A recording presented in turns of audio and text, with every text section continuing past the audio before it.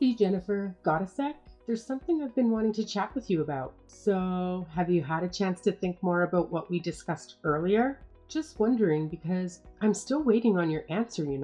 Oops, my bad. What was it we were talking about again? Honestly, it's slipping my mind right now and I can't seem to recall. Hey, no need to play dumb, young lady. You know exactly what I'm referring to. I'm talking about that conversation we had the other day, remember? The one about me coming to live with you and Christopher. That's the talk I'm talking about for sure. Oh, right. That. I'm sorry, but I thought we already covered all of that. And I thought I made myself clear that the answer is no. You can't come live with us. Ugh, you're really laying it on thick, aren't you? Why do you have to be so stubborn all the time? Is the thought of having me around really that awful to you? Do you seriously hate me that much? How about we give it a shot and all live together for a week, huh? Let's see how it goes. Don't you think some of these fears might just be in your head? I bet it won't be half as bad as you're making it out to be. What? Alexia, no way. I definitely don't hate you or anything like that. It's just that I think having 3 people crammed into one space could be pretty challenging, you know? Plus, we all have different schedules and routines. So there would always be someone making noise and keeping the rest of us up. But you wouldn't have to worry about that at all. After all, I know what you do most of your work at night, right? And then you sleep in the daytime. But if I lived with you guys, then I could take care of all the housework in the afternoon and you could wake up to clean house and everything. You see? It's a win-win for everyone. Well, the thing is that Christopher and I already split the housework, and there really isn't that much to do anyways. So I don't think we would really get that much out of a third person contributing. My daughter, Angela, moved out and my husband died not so long ago. It gets so lonely living all by myself. I understand, Alexia, and I'm sorry that things are feeling really hard for you right now. I truly am, but I just can't see it working out well. Well, it's not just about feeling lonely. A lot of nights I'm actually scared too. I mean, I'm getting up there in age and living alone makes me worry. What am I supposed to do if some burglar decides to show up or something? I'd be completely defenseless. And what if I had a fall and there was nobody around to call an ambulance for me? These are the kinds of fears that keep me up at night. And I know you might not fully get it since you're still young, but they're very real and they frighten me on a daily basis. Alexia, I really am sorry that you are feeling this way about your situation right now. But if you are really that worried about living alone, then why not talk to Angela about moving in with her? Oh no, I could never live with that girl. We really don't get along. If we're together for long stretches of time, and did you know that she told me that she doesn't even want to get married? I think I would be much happier living with you two than her. Well, I won't lie. That does very much sound like the Angela I know. But even so, I'm sorry, Alexia. Well, please? Can you just think about it one more time? If you're worried about how I will pay for myself, I still have lots of money left in savings, so there's nothing to be concerned about there. Just please talk to him about it one more time for me. Okay, thank you. Bye-bye. Alexia, I'm sorry, but you can't just ask that of me and leave.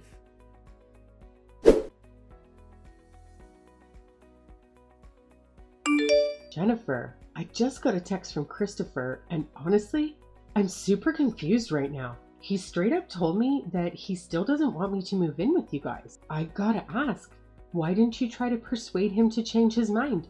I mean, that's what I asked you to do, right? I didn't try to convince him of anything. I already told you the other day that the answer was no. But didn't Christopher tell you that we talked it over again anyways, and the answer was still the same? By the way, just what exactly did Christopher say to you when you two talked about it? Well, you're not going to believe this, but he told me that if I moved in with you two, it would just be a burden on you. Isn't that ridiculous? He said that I never clean up after myself and doubted that I would do any housework if I moved in. Honestly, that boy can be such a brat sometimes. Don't you think that was such a mean thing to say? I know that you don't really feel that way about me though, right? Look, Alexia, I'm going to level with you. I don't really like the idea of living with my husband and his mom at all. It just really bothers me, and I know that I would not enjoy it as much as you say I would. Or at all, for that matter. Jennifer, the truth is, of course I want to move in to be closer to my son, but I also want to move in so that we can become better friends as well. Honestly, how much longer do you think I even have left on this earth? Okay, Alexia. I think you're being a little overdramatic with this old woman talk. I mean, you are only 50 years old. That is middle-aged at best by today's standards. But one day, I won't be healthy, and then who knows what will happen to me? Who knows how much longer I will last after that? I mean, my husband wasn't much older than me when he suddenly passed. What if that happens to me? You're right, Alexia. I'm sorry. I didn't mean to be insensitive about Robert's passing. So, you'll change your mind then? You'll think again about letting me live with you and Christopher? Then if you two have kids and one of you are sick, I'll be there to take care of them while you're bedridden. Alexia, please. I really feel like you are just not listening to me. I really appreciate all the help that you are offering us, but the answer is still no. And just so you know, the answer would be the same even if we were to have kids. In that case, I would quit my job and stay home and take care of them while Christopher would continue to work. Christopher and I have already agreed on all of this and do not plan on changing our minds anytime soon. When you marry someone, your spouse's parents are no longer just their parents, they become your parents too. I didn't just raise my son, I became your mother the moment you said I do to him. Do you really think you could have married my Christopher without my explicit permission? Well, even if you had said no, I can guarantee you that it would not have stopped Christopher and I from marrying each other. You don't know anything. You owe your marriage to me. Do you really have no intention of paying me back for all I've done for you two? Christopher is my oldest child. It is only natural that he should be the one to take care of me in my sunset years. That's right. So if you don't tell Christopher that he better let me live with the two of you right away, then I'll cut him off. I'll never speak to him again. How do you like that, huh? Obviously, I don't want that to happen. But the decision to do that is ultimately yours at the end of the day, so... Fine. Have it your way then. From now on, you two are never going to be hearing from me and have access to my help ever again. And no matter how desperate and terrible things become for you, I'm never going to lift even a finger to help the two of you out whatever situation you might be in. And you can consider yourselves out of my will as well.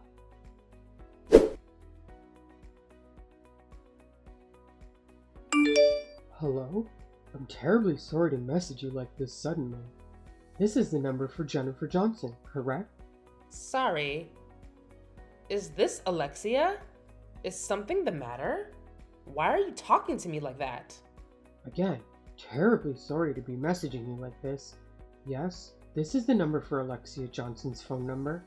But my name is Benjamin Thompson. I am a lawyer hired by Miss Johnson. Sorry, what? I don't understand. You're a lawyer she hired? Texting me through her phone? What is this all about? I've come to deliver a message to you in place of Miss Johnson. She's told me that lately you've been acting very unstable, and she fears that if she were to contact you directly, that it might result in some kind of violent action being taken against her by you. I'm sorry. She said what about me? That is why I am using Mrs. Johnson's phone to contact you in her stead. Please understand. Look, I really don't understand if I'm being honest. This whole thing seems pretty ridiculous. But okay, supposing that you are a real lawyer, I imagine there are much better less unusual ways to contact someone, no? For example, you could come directly to my house or call me from a number from your own office, right? Why do you have to message me from Alexia's phone? Well, yes, there are those ways that could have contacted you. But since Mrs. Johnson was worried about any violence you might have taken on her, we decided it best to reach out to you through her phone. She thought it would be the safest method to talk to you since you would not have access to my workplace or phone number. So, you're a lawyer, but you are going to refuse to tell me where your office is or show any kind of proof that you are who you say you are? Am I getting that right? Please, ma'am, I'm only here for a messenger as Miss Johnson. If you do not allow me to present my case to you, then I'm afraid that I'll have to pursue further legal action against you. Further? What are you even talking about? This is silly, but okay, sure, go for it. Say what you have to say. To establish the fact before presenting any further, is it correct to say that you are currently married to and living with Mrs. Johnson's son, Christopher, without her explicit approval of such an arrangement? And is it also true that current house you are living in is one that you and Christopher paid for? Yes, I guess you could say that, though I don't really think those are things that you need someone's permission to do when it comes to the law. Yes, that is correct. You do not need Mrs. Johnson's permission to buy that house. However, I've been hired to inform you that the current home that you and Christopher Johnson are currently occupying is, in fact, in violation of the city's building code. Are you aware of this fact? Wait, what? What are you talking about? What violation? The house is in violation of the city's building code, as I have just stated. Given the fact that living in and maintaining a home in violation of said code comes with legal penalties, I am hereby serving you notice that you, Jennifer Johnson, must vacate your domicile immediately or face further consequences. What even is this? This is ridiculous. The house plans were inspected before ground was ever broken. I'll humor you though. What part of my house exactly is in violation? I have evidence of many such violations sitting here before me on my desk. Okay then. I formally request that you allow me to see your documents for myself. I'm afraid that without first having your explicit agreement to vacate your home, that I will not be able to show you the countless violations that you are currently guilty of. So basically, you were asking me to leave my home without first seeing a single shred of evidence for why I should have to? Do you really think that is how the law works? And besides, why are you talking as if I would be the only one required to leave the house? These are complex legal matters that are best left in the hands of professional lawyers such as myself. Do not question them. As for your inquiry, yes, only you would be required to leave, after which point, Mrs. Johnson will rebuild the house according to city code. To put it in simple terms, you, Jennifer Johnson, are required to vacate the house, which will probably be occupied by Alexia and Christopher Johnson. And can you tell me just how it ends up with me being the only person made to move out? None of this is making any sense.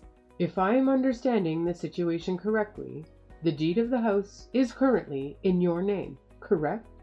You will sign over your house to Miss Johnson and vacate the premises immediately, or my firm will be forced to take swift and brutal legal action against you. And just what might the swift and brutal legal action entail, huh? You will be forcibly removed from your home by officers of the law.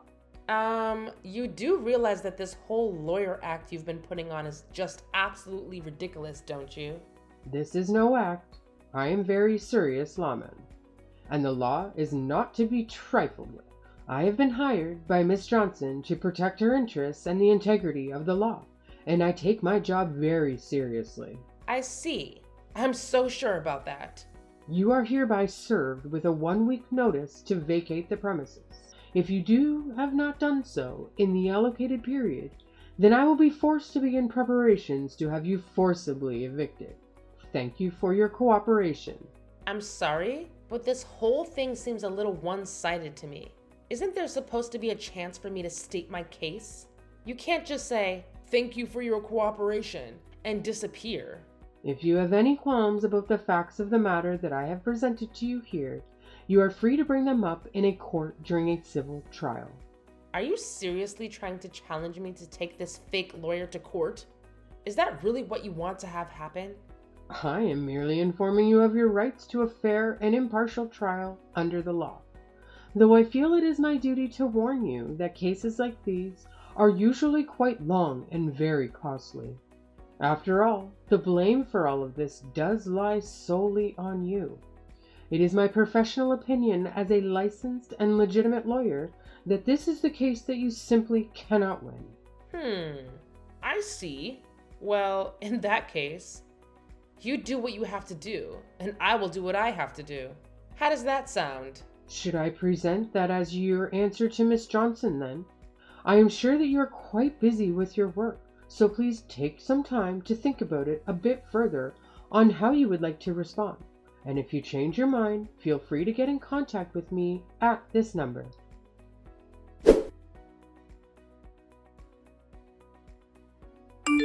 Hello, I am terribly sorry for messaging you so suddenly. This is the phone from Mrs. Alexia Johnson, correct? Hello, yes, this is she. Sorry, may I ask who this is messaging me? Ah, good. Pleased to meet you. My name is Ethan Parker. I am a lawyer hired by my client, Mrs. Jennifer Johnson. Excuse me? You're a lawyer? Wow, she really did go so far as to hire a lawyer? Nah, no way. I don't believe it. Show me proof that you are who you say, or you are quite wasting my time. Yes, of course. I am so sorry to bother you. I tried going to your house to speak to you personally, but it appeared that no one was home. I have actually tried calling you several times, but got no answer. However, if you search this phone number, I am sure that you would be able to find my firm. And if you chose to come by, then I would be more than happy to show you my business card. Wait a second. You came to my house? Are you really a lawyer? And this isn't some kind of joke? No, ma'am. Here, I will send you a picture of my business card.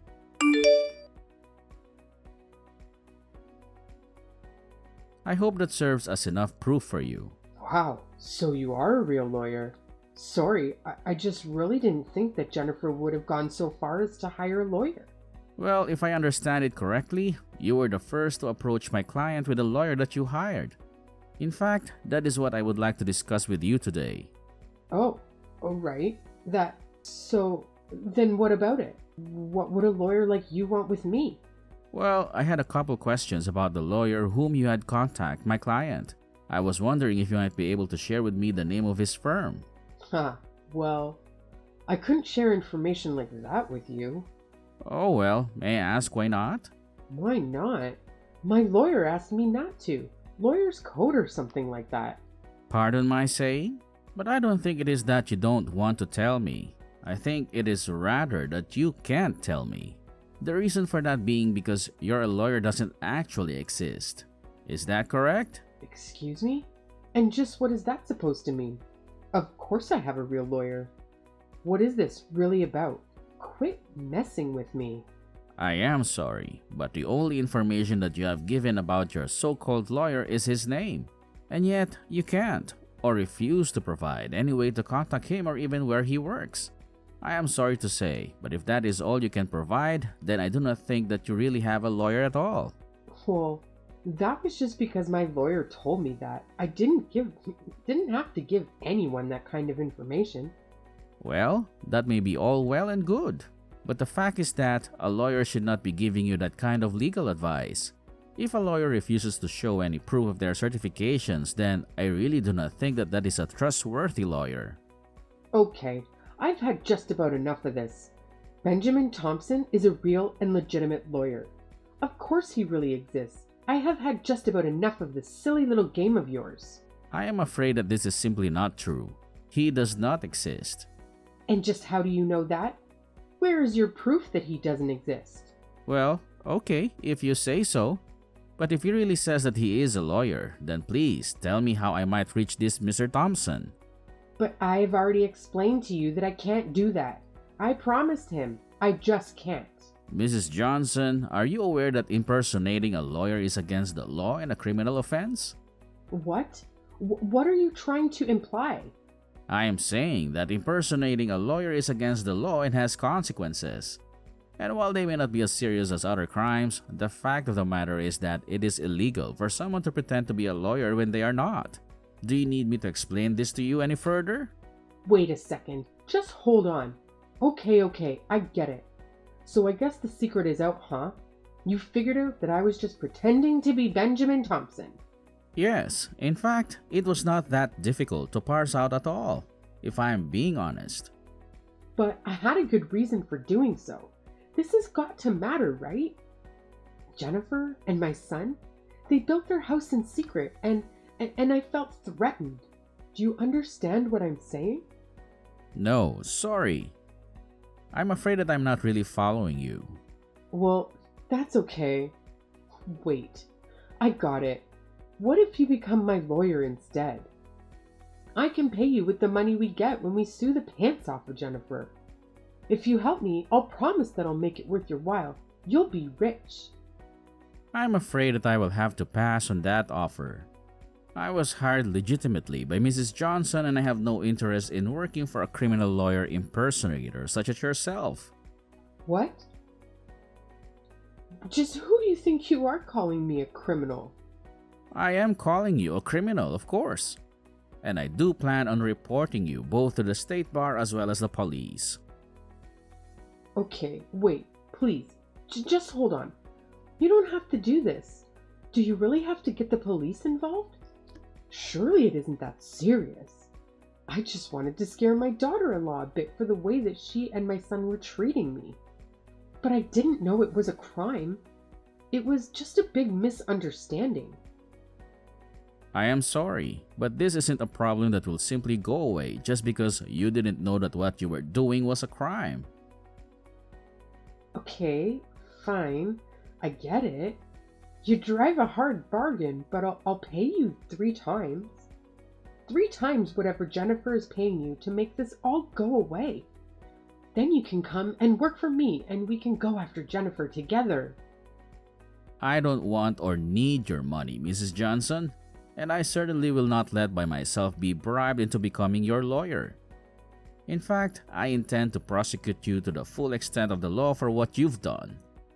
I will see you in court. You mean you're gonna sue me? I'm gonna have to go to court.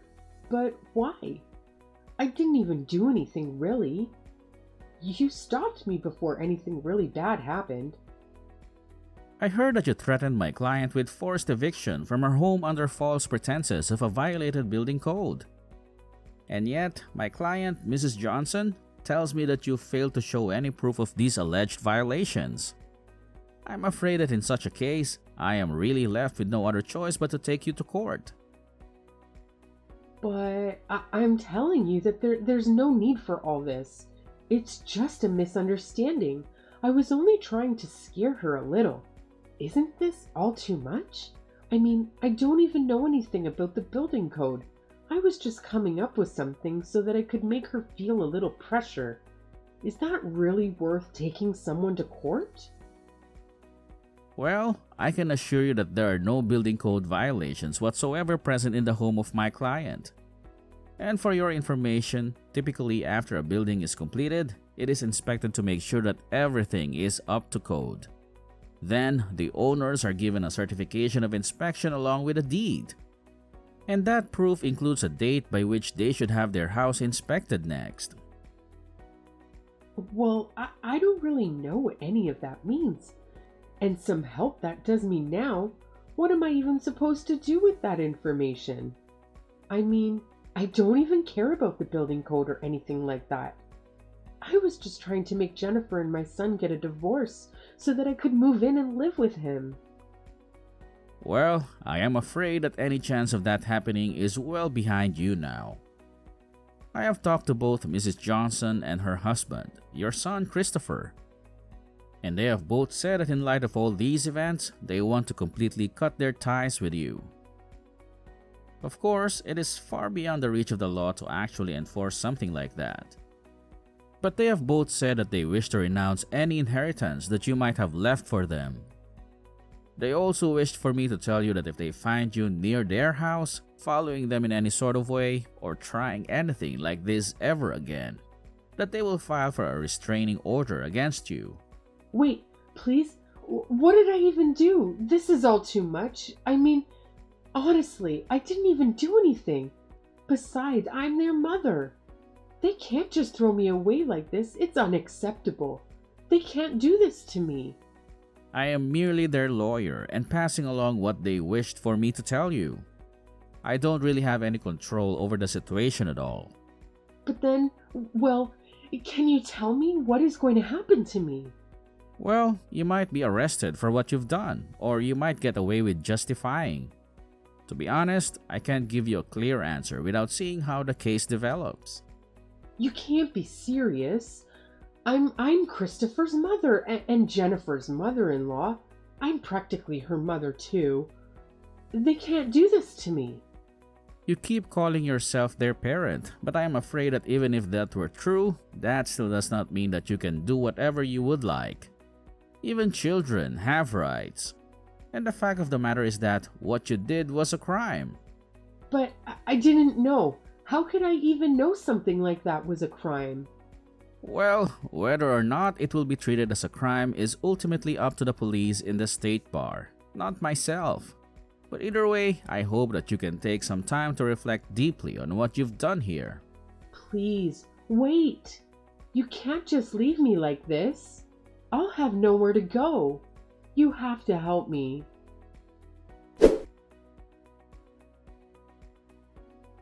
Alexia was reported to both the police and the state bar. But given that it was only done over messaging and no real harm was ultimately done to anyone, Alexia was let off with a mere warning. The court ultimately decided that Alexia did what she had to do due to the stress she felt from her aging. After hearing about that, however, Alexia's daughter Angela also decided to cut off any contacts with her mother. As for Christopher and I, we followed through with our promise of cutting her off and never had anything to do with her again.